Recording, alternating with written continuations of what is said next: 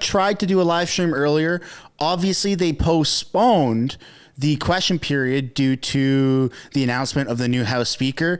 House Speaker is situated. They've gone through all the bells and whistles of announcing him, showing off to all their friends. So now question period has begun, or is about to begin. They're doing statements by members. They're just about to turn over into question period. Episode of La Petite Hutte aux Pattes de Poule, or the hut with chicken feet.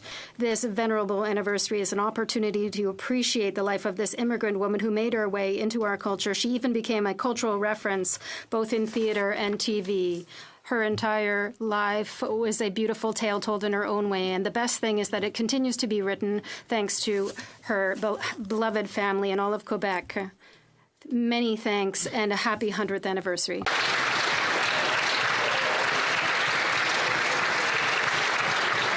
The Honourable Member from Tobic-Mataquac. Thank you, Mr. Speaker. Throughout Atlantic Canada, people are hurting. The soaring cost of living and never-ending carbon tax increases are eating away at their pocketbooks and their morale. I see it on the furrowed brow of the farmer who has seen their input costs go through the roof. I see it on the face of a single mom who is trying to put food on her table and get her kids to school and practice. I see it in the eyes of the young couples who have seen their dream of home ownership slip further and further away. And I see it in our seniors whose incomes are fixed and who are staring down another long, cold winter, wondering whether or not they will have enough to buy food or even keep the heat on. I see it in all Canadians. They're tired and burdened, but that's what happens when the government taxes the farmer who grows the food, then taxes the trucker who ships the food. You end up taxing every Canadian who buys the food. But, Mr. Speaker, I have hope, and help is on the way. When Canadians elect common sense Conservatives, we will axe the tax, make life more affordable, and bring hope for all Canadians. Let's bring it home. Hey!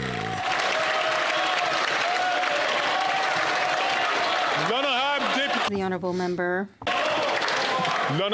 The Honourable Member for Waterloo. Mr. Speaker, I Want You to Know is a photo essay co-produced by Dense Breast Canada, Waterloo photographer Hilary Gold, and Waterloo-based breast cancer survivor Ellen Winters Robinson. It brings together the images and voices of 31 Canadians affected by breast cancer to drive awareness and action, and to send a powerful message to all Canadians that we each must take responsibility for our breast health and be prepared to advocate for ourselves.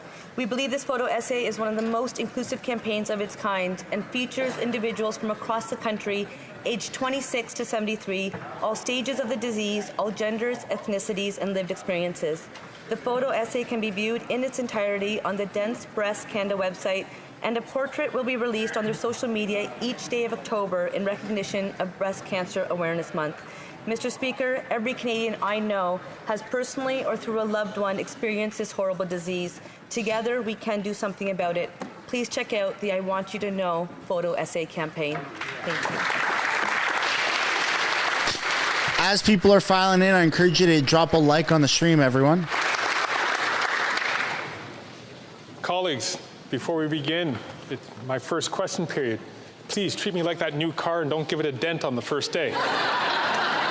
That's pretty funny. Questions, huh? Oral questions. Honourable Leader of the Opposition. The Opposition. We'll keep the car on the right side of the road, Mr. Speaker. Mr. Speaker, after 8 hours of Let's go, Pierre. Of this Prime Minister, we see the cost of living going up. The National Payroll Institute has indicated that 63% are spending all their paychecks, and 30% of Canadians are spending more than their pay every month. This is a national emergency. Will the government finally refund the taxes they've charged so that Canadians can keep their homes and feed themselves? The Right Honourable Prime Minister. We hear the concerns of Canadians, and we are taking action. This is what we're going to do. We're going to make sure that thousands of new homes are built thanks to our scrapping of the GST on new construction. We're creating thousands of good jobs for the middle class, and we're taking care of the environment with projects like the Northvolt factory in Quebec.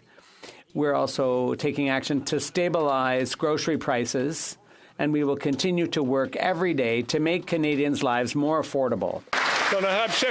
The Honourable Leader of the Opposition. This Prime Minister is not worth the cost. He has increased taxes and inflationary deficits that are causing food prices to rise. And last month, he announced amid great fanfare that he was going to take action by Thanksgiving to bring down prices. But now we're realizing that it can cost up to $100 for a turkey. Will he reduce the cost of turkey before Thanksgiving in 6 days? The Right Honourable Prime Minister.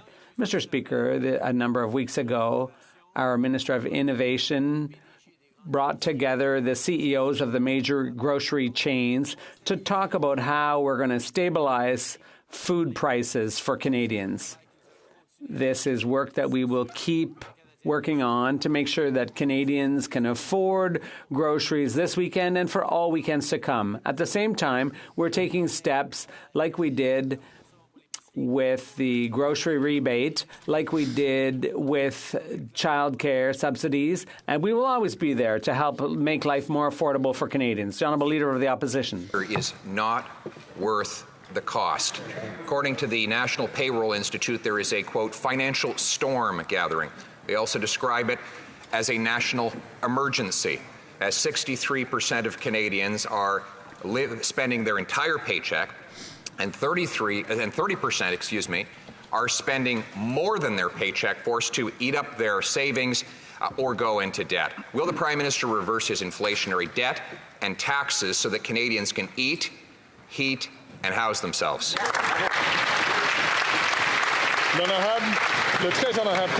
The Right Honourable Prime Minister. So we shouldn't be investing to have Canadians' backs through the pandemic, that we shouldn't be there for families. And they continue to say we shouldn't be sending low and middle income Canadians support to send their kids to the dentist. We're going to continue to be there for Canadians because we know people are facing challenging times because of the global context. That's why we're building thousands more homes by cutting the GST on construction of new apartments. We're creating thousands of good middle class jobs and cleaning our environment with projects like Northvolt in Quebec. And we're making life more affordable for Canadians by working to stabilize grocery prices and having delivered the grocery rebate. We've got lots more to do, and we're going to keep doing it for Canadians. Hear, hear.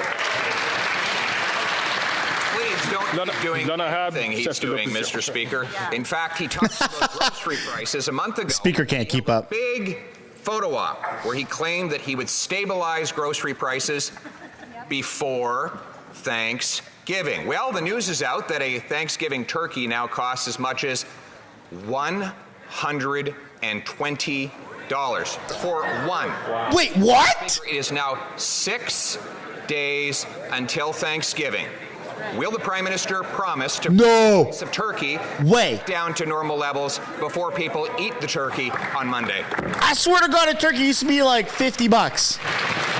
I would like to remind members to please wait until the Speaker has recognized them before starting your Yo, bro, shut up. question. You're too slow. Prime Minister. Sit down. Mr. Speaker, a number of weeks ago, our Minister of Industry brought together the heads of all the large grocery chains in Canada to address directly the challenges of Canadians facing around high food prices.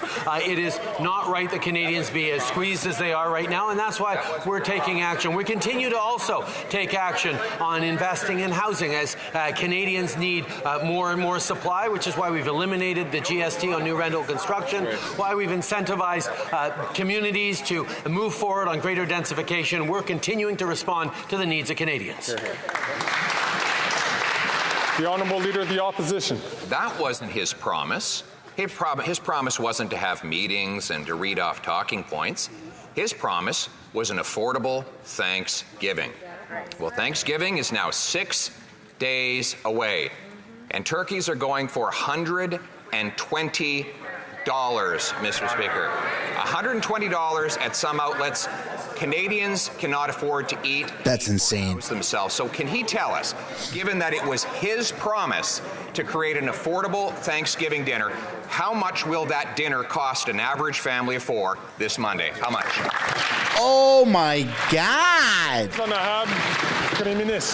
Mr. Speaker, as we've seen consistently, Canadians are facing real challenges. That is why we have consistently stepped up with measures to support Canadians, whether it's bringing in a reduction of 50% on childcare, which Conservatives campaigned against, that has saved thousands of dollars a year to many families, whether it's moving forward with a grocery rebate, whether it's moving forward with dental benefits for low-income and middle-income families that can't offer those to their kids. These are things that Conservatives voted against. We will continue to be there. We're working with the large grocery companies to increase competition and stabilize food prices. Reminder to drop a like on the stream, everyone. The honourable member for La Prairie. Mr. Speaker, Statistics Canada revealed last week that there were nearly 500,000 non-permanent residents in Quebec in July, an increase of more than 150,000 over a year ago. This increase is Ottawa's responsibility. We may be the most welcoming people in the world in Quebec, the most open to immigration, but at some point you've got to face facts. We just can't handle 500,000 non-permanent residents. Public services can't keep up. Will the government finally revisit its targets sensibly so we can settle these people properly? The Right Honourable Prime Minister. Mr. Speaker, we know full well that immigration is essential to help businesses find workers they need, but also to grow our economy. We will continue to strengthen our system for the sake of communities all across the country, including Francophone communities. This is good not only for our economy, but also for the future of our communities. We will continue to work with the Government of Quebec to ensure that we can resettle people here and get them to work and make the country more prosperous for everyone. The Honourable Member for La Prairie. Mr. Speaker, the Quebec Immigration Minister, Christine Fréchette, has called on the federal government to wake up. She says these numbers are a game changer. Mr. Speaker, Quebec controls its permanent immigration, not its temporary immigration. That's up to the federal government. With 500,000 non-permanent residents in Quebec alone, the pressure is getting to be too much for our education system and our capacity to enculturate and house people. Will the government lower its targets? The Right Honourable Prime Minister. Mr. Speaker, I would recommend to my friend that he listen to what businesses and universities and communities are saying all across Quebec. They need workers. They want to bring people in from all around the world, and they want to enculturate them and foster their success. We will continue to work hand in hand with the Government of Quebec to create a more prosperous future for all Quebecers and all Canadians. The honourable member from Vancouver East. Canadians are struggling to keep a roof over their heads. Whether you're a senior being rental evicted, someone who is unhoused in an encampment, or a young family dreaming of owning their own home. The Liberals claim they want to see more affordable homes built faster. Yet it is the Liberals who have rejected offers of municipal land and provincial and territorial money from British Columbia and Nunavut to build homes. So talk is cheap. Empty promises won't house people. Will the Prime Minister commit to funding these projects to build homes family desperately need? Mr. Speaker, I'm pleased to announce that recently, alongside British Columbia and the City of Vancouver, the member for Vancouver Centre announced the groundbreaking for the construction of 154 new affordable housing units close to transit. This new building in the heart of Davie Village will also house Community, a non-profit org providing access to safe and secure services for individuals and families living with HIV/AIDS. This is what we can accomplish when we work together, ensuring Vancouverites can live close to where they work and access the services they need. Hear, hear. The Honourable Member for Rosemont-La Petite Patrie. That's another completely out-of-touch answer, Mr. Speaker. Families renewing their... Reminder to drop a like on the video, folks. Straight for a wall. Liberal and Conservative inaction has resulted in the loss of over 1 million affordable housing units. And all the while, the government is giving the Bank of Canada the power to raise interest rates without worrying about the impact on people. That's the Liberal record. Families who can't even afford their own homes. It just doesn't make sense. Why hasn't the Prime Minister given the Bank of Canada a clearer mandate to avoid this crisis? The Right Honourable Prime Minister. Mr. Speaker, here on this side of the House, we will always respect the independence of the Bank of Canada, but we know that Canadians are grappling with the cost of housing, and that's why we've taken action on a number of fronts. We eliminated the GST on new construction. More and more houses will be built more quickly by cooperating with the municipalities, and we're helping Canadians save on the purchase of a new home with a tax-free savings account for first home buyers. We would encourage all our partners to take bolder action to make housing more affordable. Thornhill. The Honourable Member for Thornhill. Well, let's go, Melissa. Prime Minister just 3 years ago, he told people to keep borrowing while his government kept spending. Now, the number of Canadians saying they're facing financial stress has jumped 20% in a single year. The National Payroll Institute found that 63% of working Canadians said they had nothing left at the end of the month, and 30% spend more than they make. They are calling it a national emergency. So when will they finally balance the budget so interest rates can come down and Canadians can keep more of their own money?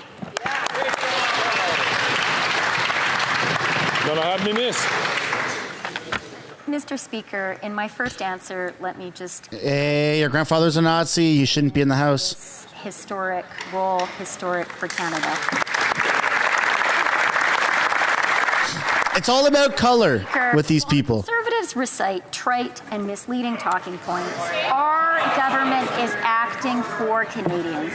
With Bill C-56, we are getting more homes built by lifting the GST on purpose-built rental, and we are acting to stabilize grocery prices with historic changes to competition law that will bring competition to the grocery sector. L'honorable député de Thornhill. This is the minister who misled Canadians when she said that interest rates would stay low for a long time, and now homeowners are bracing for the shock of when they have to renew their mortgages. That's what the Canadian banks are saying. And now there's another former bank governor raising alarm bells. David Dodge warns that the burden of past debts are catching up. Governments cannot spend their way out of the problems that she created. When the government spends money, the bank raises the interest rates. And when the rates go up, Canadians pay more for their mortgages. So will the NDP Liberal government finally listen to everyone or anyone, stop their spending so that Canadians can keep their homes? Yeah. L'honorable ministre des Finances et vice-premier ministre. Mr. Speaker, the only people misleading Canadians are the Conservatives on that side of the House. The reality is Canada has the lowest deficit in the G7 and the lowest debt to GDP ratio.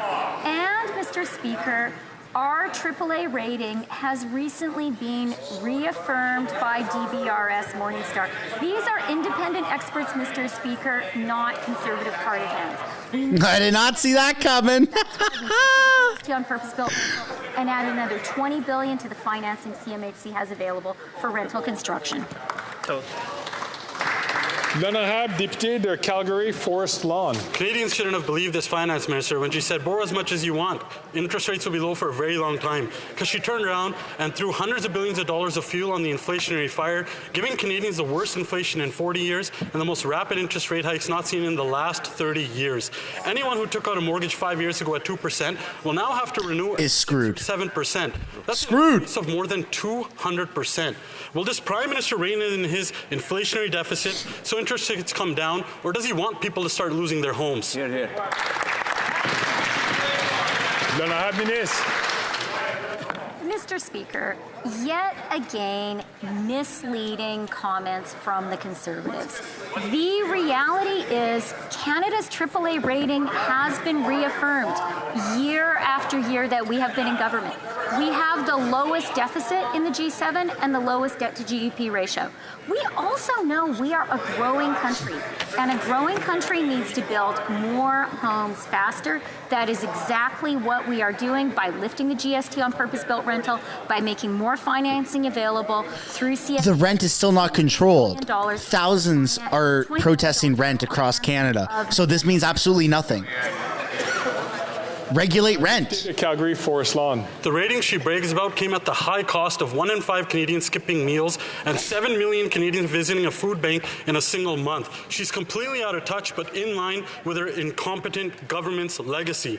This finance minister was doing victory laps 2 months ago, saying that she stopped inflation. It went up 40% since then. What did she think was going to happen when she added $1.2 billion of debt in the first quarter of this fiscal year alone? Will the Prime Minister rein in his inflationary spending, or does he think that too is not one of his responsibilities? Ooh, mic drop. L'honorable ministre des Finances et vice-premier ministre. Mr. Speaker, the Conservatives in this question period, not only are they misleading, they are internally contradictory and incomprehensible. I think the member opposite just said that our AAA rating is disadvantageous to hardworking Canadians. I beg to differ, Mr. Speaker. Our AAA rating is a foundation for everything our government is doing to build more homes, to provide more support to hard-working Canadian middle-class families, Mr. Speaker. Time for the Conservatives to get that.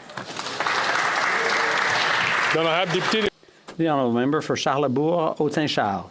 Mr. Speaker, according to a recent survey by the National Payroll Institute, nearly 2 out of 3 workers spend their entire take-home pay, and 30% are spending more than that. But we can help them by rejecting the second carbon tax, a tax that applies in Quebec and is supported by the Bloc. People are suffering and having trouble putting food on the table. It's a serious situation. Will the Prime Minister revisit his commitment to raise the carbon tax radically as the Bloc would have it? The Honourable Minister. Mr. Speaker, I'd like to remind my honourable colleague that during the last election campaign, his party and those elected in his party campaigned... Reminder to drop a like on the video, everyone. ...a price on pollution. They just talk and we take action. That's the difference. And those taxes will help reduce greenhouse gas emissions, and those reductions will also generate investments of over $2 billion all across the country. That's the difference between us and them, Mr. Speaker. The Honourable Member for Charlebourg, Haute-Saint-Charles. Mr. Speaker, when you talk about out of touch, that's what we're talking about. This minister is completely out of touch with what life is like for people who are going to food banks. Food banks are overwhelmed. People can't get enough to eat. There are families in Montreal in his riding that have been turned away by the food banks because they didn't have enough food to provide. And unfortunately, this government and the Bloc supported the government in increasing the carbon tax. Will this government put aside its ideology and, for once, and help people in need? The Honourable Minister. Mr. Speaker, what's out of touch in 2023 is a party that aspires to form government and doesn't have any policy on climate change. The official position of that party today is to deny the very existence of climate change. And yet this summer there were hundreds of people displaced all over the country, sometimes not just once or twice, but 3 times because of record forest fires. There have been incredible floods all across the country, and the Conservatives have nothing to say about climate change. Before I give the floor to the next honourable member, I'd just like to remind members that there's just one conversation at a time, and that's very important. Thank you. Shut up, bro. It's your first day. Pour Limoilou. Monsieur le Président. Mr. Speaker, $117,000 worth of dry cleaning for the Governor General since 2018. Her laundry must be pretty darn clean. $117,000 on top of $2.7 million in travel, $71,000 in limousine rides. royal expenses. At the rate she's spending, Mr. Speaker, it's only the cleaning that's running dry, because she's certainly not short of cash. With a salary of $350K and an in-house cleaning service, she should be able to pay the difference out of her own pocket. When will the Prime Minister sort this out? Yes, this is the new speaker. Mr. Speaker, clearly every dollar spent must be spent responsibly and conscientiously, and we will do the necessary auditing. The Honourable Member for La Pointe de l'Île. Mr. Speaker, Radio-Canada reveals that the RCMP has been hiring unilingual Anglophones for its bilingual senior positions. They don't speak a word of French, and they're not taking courses either. So there's no chance of these people being qualified for their positions, not today, not tomorrow. This is a flagrant violation of the Official Languages Act, and a violation so accepted in Ottawa that it's the RCMP, the police, who are getting caught breaking the law. Yeah. Will the minister do? That's why no one trusts the police anymore. The Honourable Minister. Mr. Speaker, if you don't mind, I'd like to congratulate you on your election as Speaker. And to answer the question, the answer is yes. Our government is always taking action to ensure that federal agencies comply with the Official Languages Act. We expect that of the RCMP. And, Mr. Speaker, I'm meeting with the RCMP Commissioner tomorrow, and clearly I will be raising this important issue because we believe strongly in the Official Languages Act. The Honourable Member for La Pointe de l'Île. Mr. Speaker, these stories of contempt for French in the federal government, since the reform of official languages, these stories are supposed to be a thing of the past. Now, Francophones are watching closely to see what this new minister is going to do. Since the reform of official languages, this is the first flagrant case of a federal agency thinking it can still ignore French in Ottawa. Will the minister prove to the entire federal apparatus that those days are over now, or will he prove that it's still okay to run roughshod over the French language? The Honourable Minister. Thank you, Mr. Speaker. And I'd like to congratulate you on your new role here in the House. Yeah, he's a diehard liberal. Celebrating the modernization who of the ethics violations already. Clear. Let's talk Turkey. Bilingualism is a fundamental principle of this country, of this government, and we expect the RCMP to live up to those principles and that bilingual positions be filled with bilingual candidates. Député de Louis Saint-Laurent. The Honourable Member for Louis Saint-Laurent. Mr. Speaker, hundreds of families are being affected by the housing crisis. TVA reported on a situation the other day of a woman with her 3 kids having to leave their housing to go live in a garage. In a garage. Oh, my God. 7 country. It makes no sense. What about our AAA credit rating? And what's the Liberal government proposing to do? To create a new carbon tax. And even the Bloc agrees with that. Does anyone think it makes any sense to create a new tax when hundreds of thousands of Canadian families are struggling? Reminder to drop a like on the stream if you haven't yet, guys. The Honourable Minister. Mr. Speaker, let me begin by offering my congratulations and all the success. Where's the million people you lost, Sean? The honourable member's question. I won't diminish the very serious challenges that families are facing across this country. In order to address Canada's national housing crisis, we're taking a number of different measures. We are investing in affordable housing in a way that no government has over the course of my entire life. In addition, in order to contribute to the ability for builders to build more homes, we're cutting taxes and changing the way that cities build for rentals. For rentals. When I compare our plan to theirs, you can trust that we will get more homes built, and that's been confirmed by finance officials and committee. The Honourable Member for Dufferin-Caledon. Liberal government, the average house price has doubled. The Prime Minister wasn't me. After 8 years of this Liberal government, the cost of rent has doubled. This Liberal Prime Minister wasn't me. After 8 years of this Liberal government, it now takes 25 years to save for a down payment for a home. This Liberal Prime Minister wasn't me. This Liberal Prime Minister isn't worth the cost, Mr. Speaker. And if he's not responsible for anything, will he just get out of the way so Conservatives can fix what he... Yeah.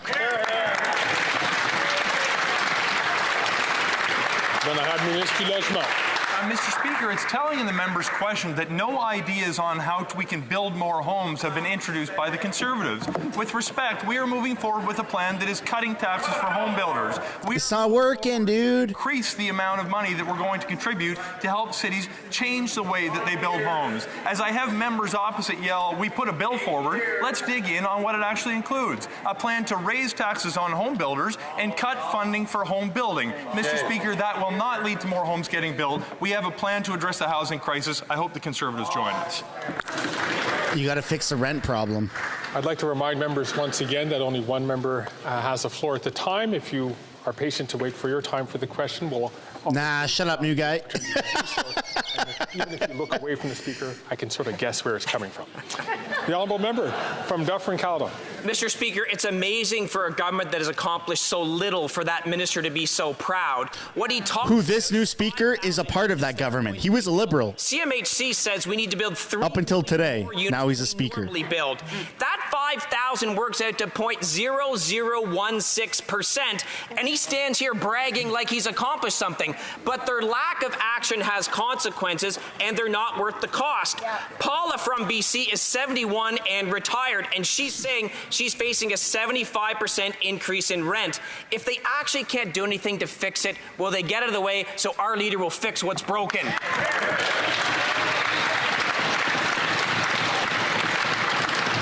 The Honourable Minister.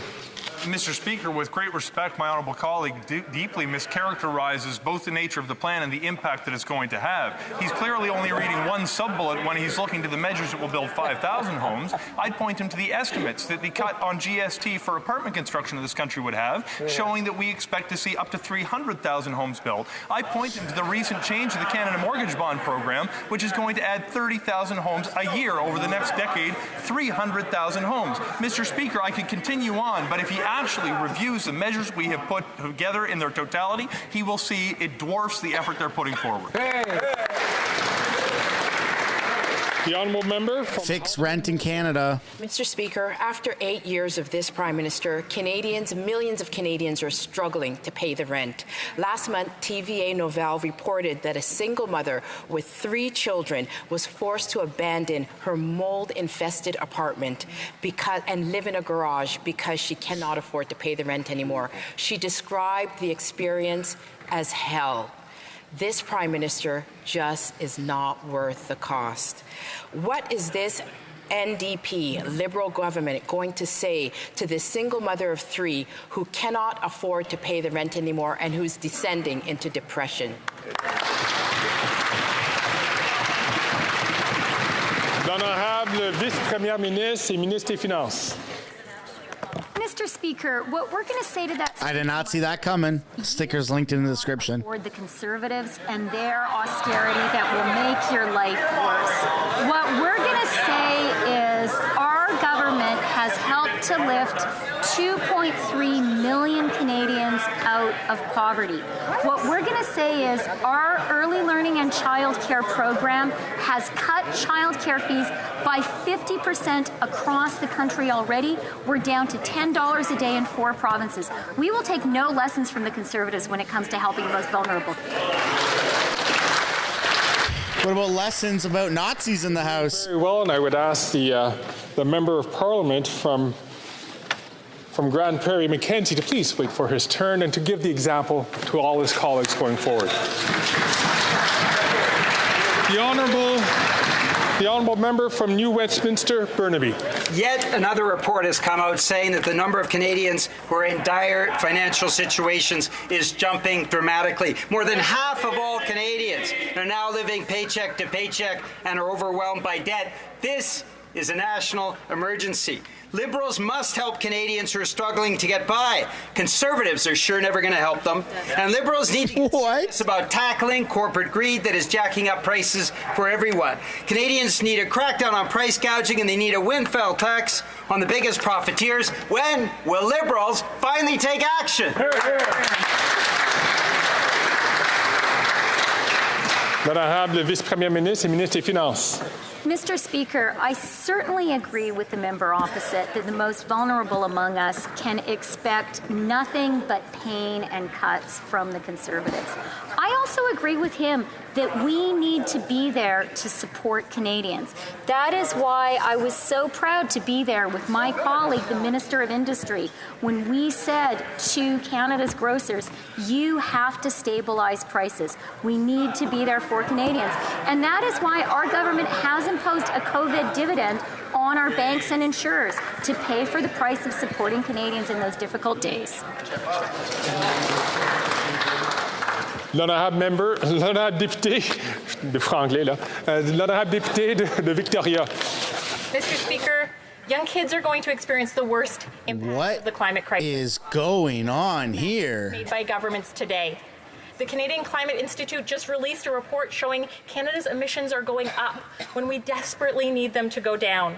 The Liberals like to talk about climate change, but they've been dragging their feet on capping oil and gas emissions, prioritizing the profits of rich CEOs over our children's future. So can the minister explain to kids who are watching why 8 years in, on this government's watch, are Canada's emissions still going up? Why does she have her kid there? L'honorable ministre de l'Environnement et des Changements climatiques. Thank you, Mr. Speaker, and I would like to thank my honourable colleague for her question. I would also like to remind her that Canada is the only G20 country that has eliminated AAA credit rating subsidies. No one else in the G20 has done that, and we've done that 2 years earlier than all of the other G20 partners. Since 2015, we've reduced our greenhouse gas emissions, Mr. Speaker, by 53 million tons. That's the equivalent of removing from our roads 11 million gas-powered vehicles, Mr. Speaker. We're the only country in the world who's going to put a cap on the emissions of the oil and gas sector. No one else is doing this. This is how we're fighting climate change and helping Canadians. So you'll give up all your jets and limos? L'honorable député de Brampton Centre. Mr. Speaker, last year the people of Pakistan experienced the most devastating floods in history, wiping out the critical infrastructure. 1,739 people died, including 647 children, and additional 12,867 were injured. While Pakistan is in process of rebuilding, they have also helped house refugees fleeing Afghanistan.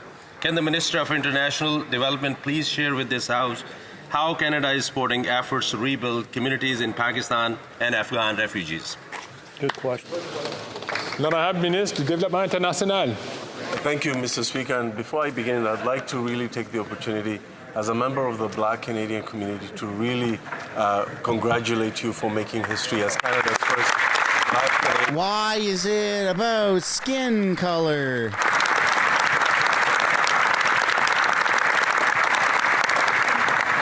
I want to thank the members. It's always about skin color with these liberals. On a really important issue. Pakistan has faced tremendous challenges with some of the most devastating floods of the region. While they rebuild, they've also stepped up to help Afghan refugees. That's why we announced $14 million to support them, to provide health and essential services for the refugees and the host community. Canada will always be there, Mr. Speaker. L'honorable député de Foothills. The Liberal NDP government increases the carbon tax on farmers who grow the food, on truckers who transport it, on manufacturers who process it, on retailers who sell it. But oh no, these higher taxes certainly don't impact the price of food when Canadians buy it. They don't believe them. They don't believe them when 7 million Canadians are struggling to put food on the table. They don't believe them when food bank usage in Alberta is up 70%. They don't believe them when families can't put turkey on the table. How many families are going to be relying on food banks for the Thanksgiving dinner because of this Prime Minister's inflationary carbon tax? L'honorable ministre de l'Environnement et du Changement climatique. Mr. Speaker, I would like to remind my honourable colleague that the Poultry Association of Canada, the grain growers, the canola growers, have all committed to be net zero by 2050. And interestingly enough, every time this member, which I respect, stands in the House to talk about the impacts of climate change, he never talks about the impacts on farmers, the billions of dollars that droughts, flooding, pests are costing our farmers all across the country, Mr. Speaker, from coast to coast, all across the country, that we never hear about that. They have no solution to help our farmers fight climate change and help them with affordability, Mr. Speaker.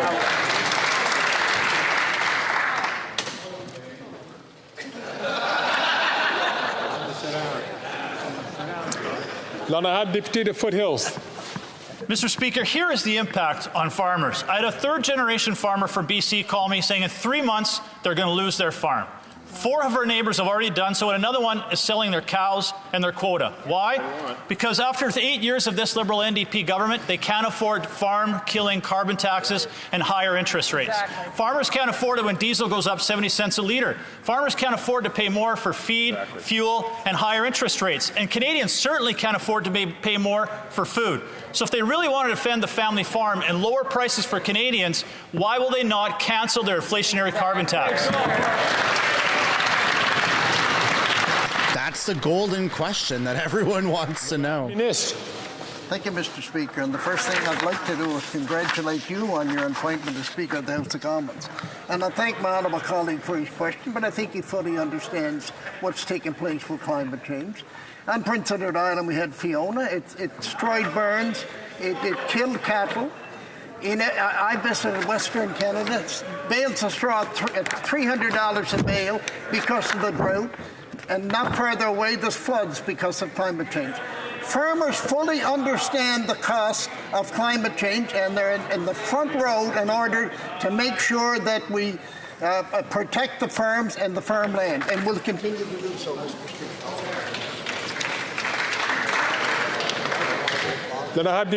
The honourable member for Mégantic-L'Érable, rather. Well, Mr. Speaker, after 8 years of this Liberal Prime Minister, the sad reality, as described by the director of a food bank in Montreal, is that it's a real disaster. Last month, 6 families could not get food assistance. That's the first time in 37 years that we had to limit our resources. But the Bloc Québécois doesn't seem to care. They want to apply carbon tax 2.0 to Canadian and Quebec families. Yes, the Bloc Québécois voted for carbon tax 2.0. They could have opposed it, but they instead are supporting it.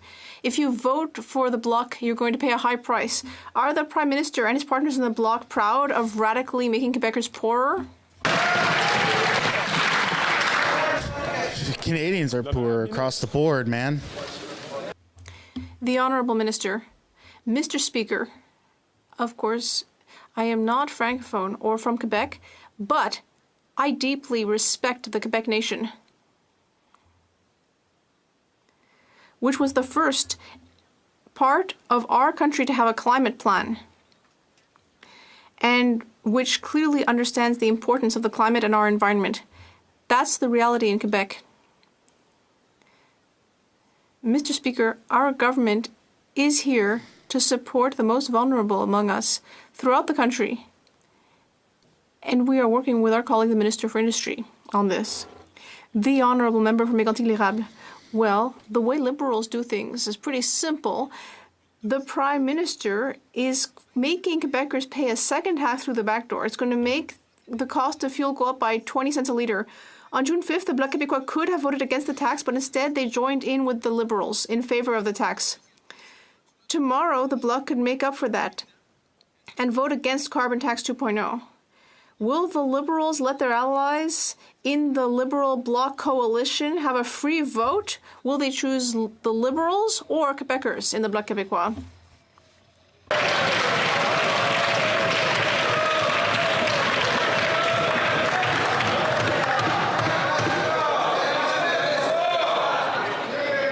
Order.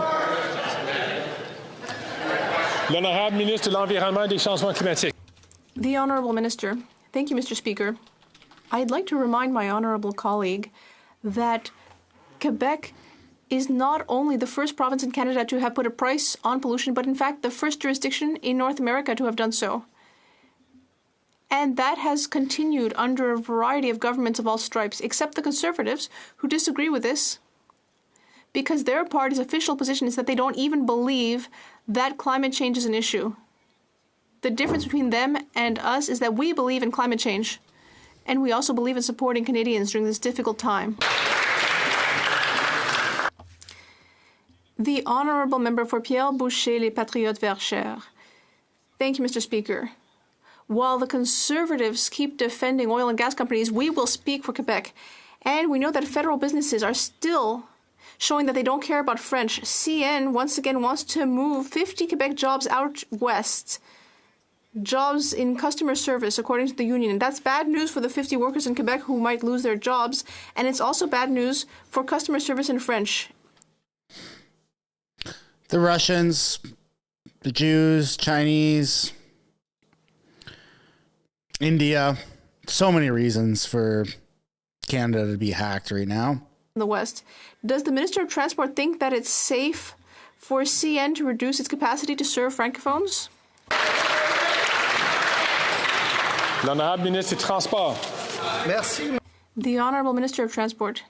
Thank you, Mr. Speaker. And I'd like to just take the opportunity to ask the Conservatives to stop beating up on the Bloc Québécois. They're already struggling. Don't kick them while they're down. And I will say that our government will always stand up for official languages. We don't have just one in this country. There are two, English and French, equal. The Honourable Member. À l'ordre. À l'ordre.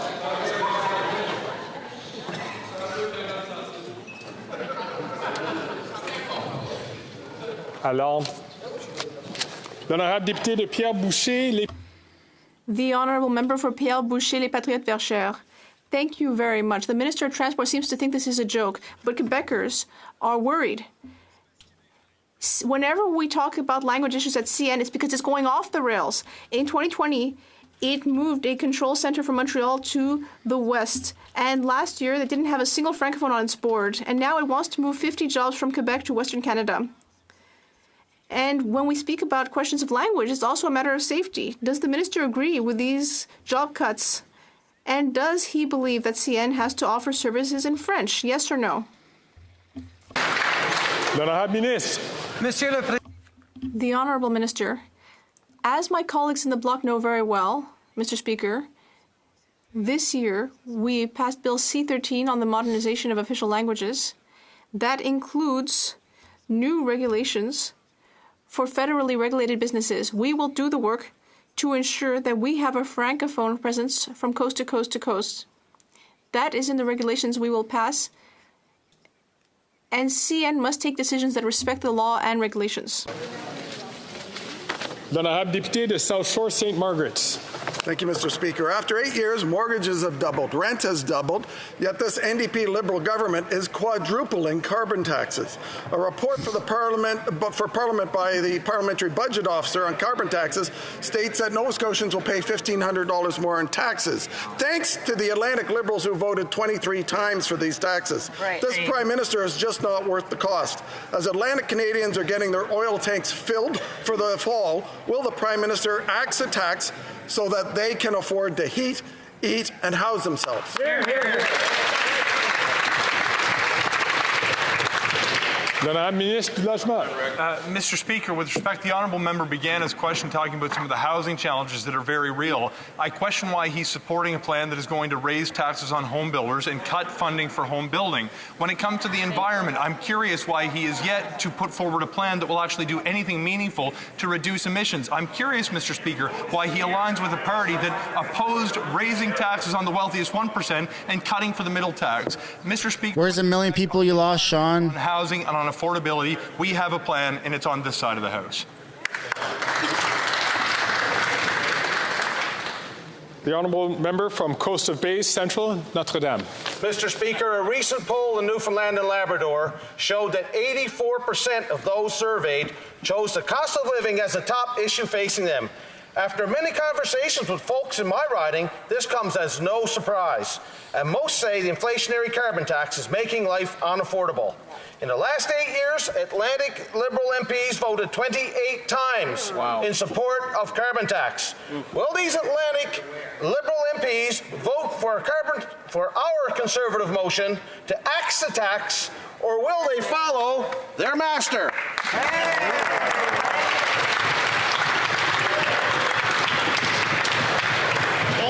L'honorable ministre. Mr. Speaker, I got 75,000 masters and they live in northern Nova Scotia, and they're telling me that they want the government to come up with a plan that's going to reduce emissions so we can protect the environment for future generations. They're telling me that they want me to stand up and support Bill C-49, which is actually going to establish an offshore energy industry in the province where we have the resource and have the ability to do the right thing for our planet and create good-paying jobs at home. I will defend good-paying jobs at home, I will defend affordability, and I won't compromise the need to protect our environment like that member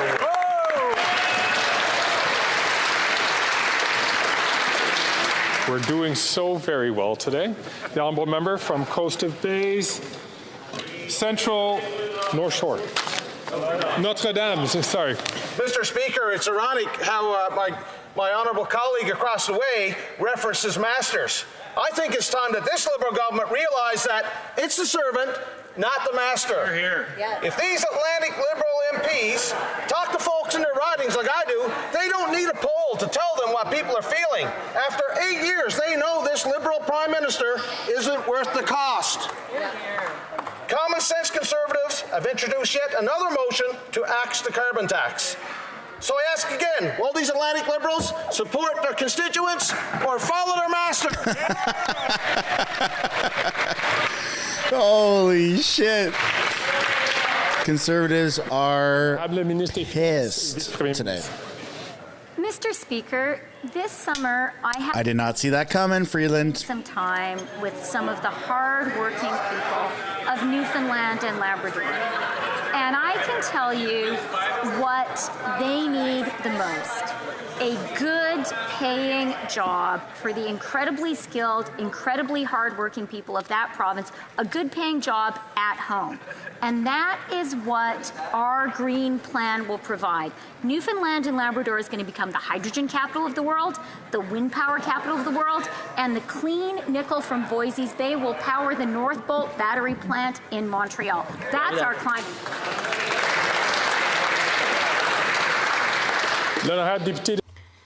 The Honourable Member for Pontiac.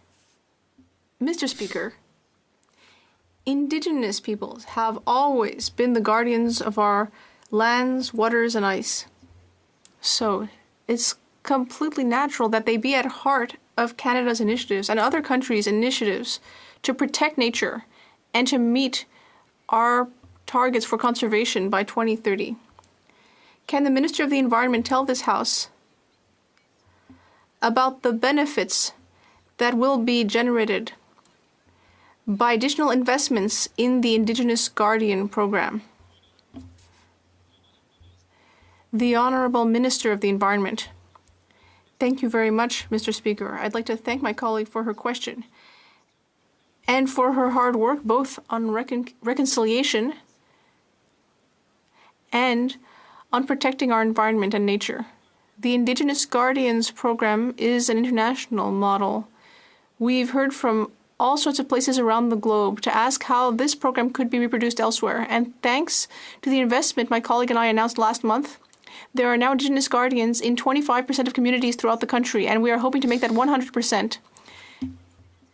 And from now on, it is the program itself that will manage itself.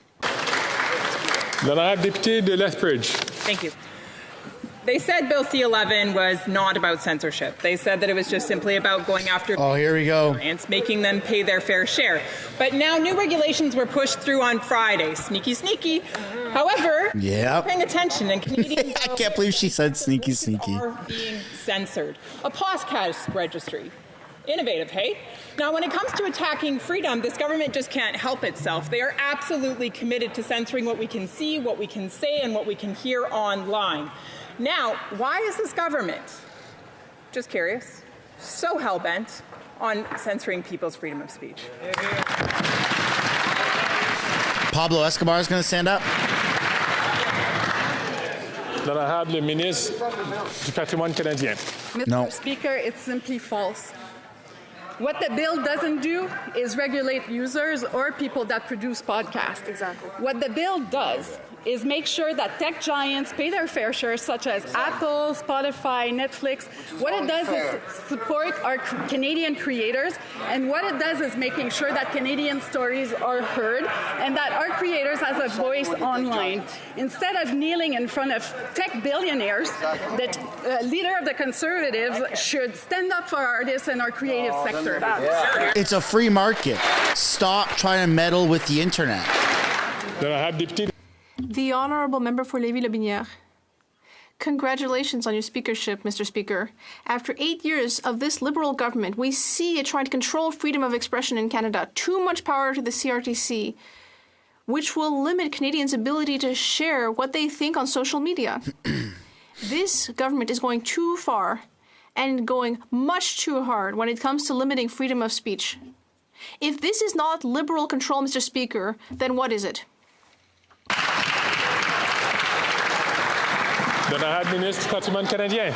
The Honourable Minister of Heritage. Mr. Speaker, this is simply false. This legislation does not limit users or people who produce podcasts. What it does do is ensure that web giants like Apple, Spotify, or Netflix will have to pay their fair share here in Canada. It also ensures that we are adequately supporting our Canadian creators and ensuring that they have a voice online. Instead of catering to these web giants, the leader of the Conservatives should help our Canadian creators. Canadian creators have every chance, like everyone else. Have spent their lives serving and sacrificing for our freedoms, and they were left to watch in horror as a Nazi soldier was recognized in this House. When veterans ask for basic care, the Prime Minister tells them they're asking for more than he can give.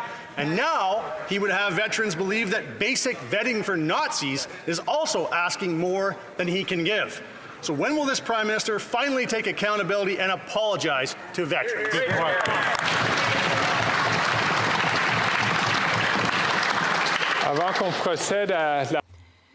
Before going to the Minister's answer, I would just like to remind the member for New Westminster Burnaby to leave space for people asking their questions. Thank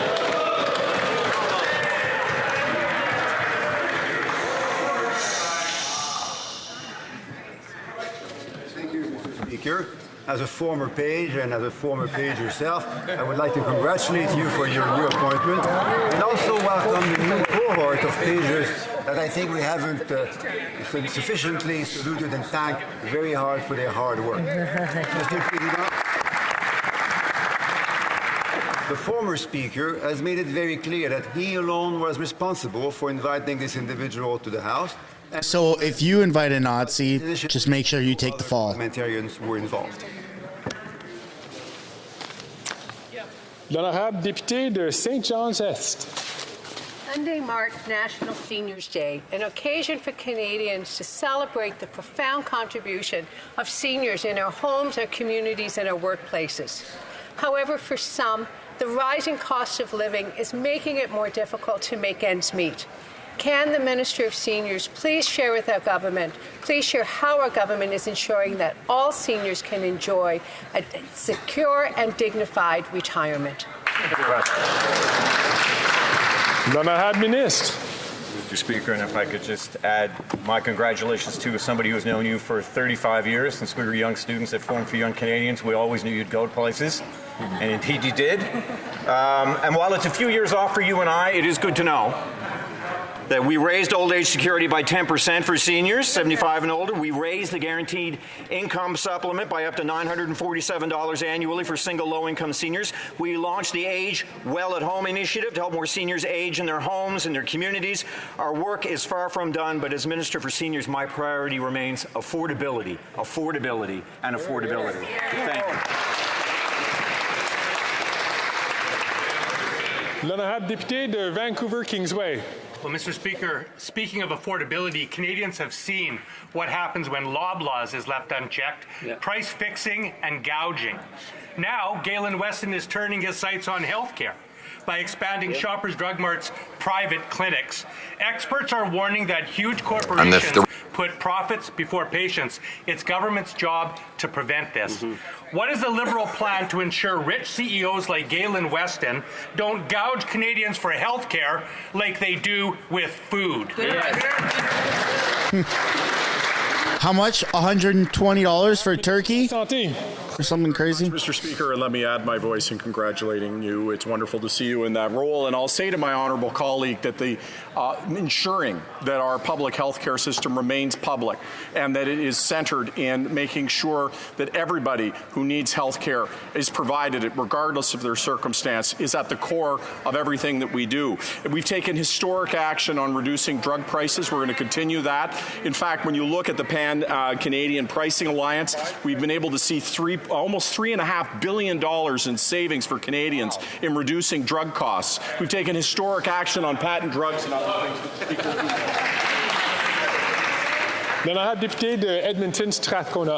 Mr. Speaker, Monday was the 5th anniversary of the brutal murder of Jamal Khashoggi by Saudi officials, yet Liberals stayed silent. And no wonder. Under this government, arms have continued to flow to Saudi Arabia. Despite the war in Yemen, despite serious human rights violations, and despite the murders of hundreds of Ethiopian migrants. Canadians need to know that their government is not complicit in human rights abuses. Does this minister even know if Canadian-made sniper rifles were used by the Saudis against Ethiopian asylum seekers? Does the minister have any idea where Canadians are?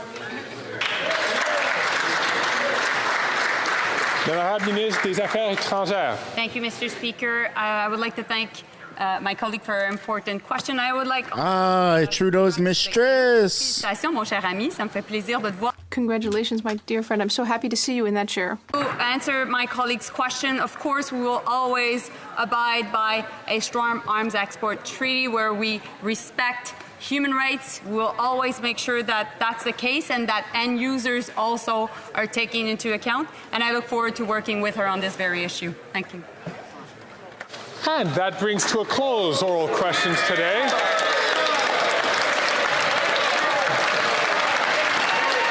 His first one. I would like to thank all members for being on their best behavior and making their new president get settled in a little bit with this new car. No dents. No dents. Point of order. Moving on to points of order. I'd like to recognize the honorable... That's where we're going to end the stream, everybody. Thank you so much for watching. I'm glad that it actually did occur today. For those who didn't or weren't aware, didn't get notified, I did go live earlier when they were supposed to do question period, but that didn't work out because they were honoring the new House Speaker. From blackface to black speaker, I present you the first new day of question period with the new Speaker. Who knows? Maybe tomorrow there will be a Nazi in the house. Anyways, thanks for watching. Don't forget to like and subscribe if you haven't yet already. And I will see you, well, I can't say same time tomorrow because it's going to be on time tomorrow. So 2 p.m. Pacific, 2 p.m. Eastern Standard, 11 a.m. Pacific Standard. I'll see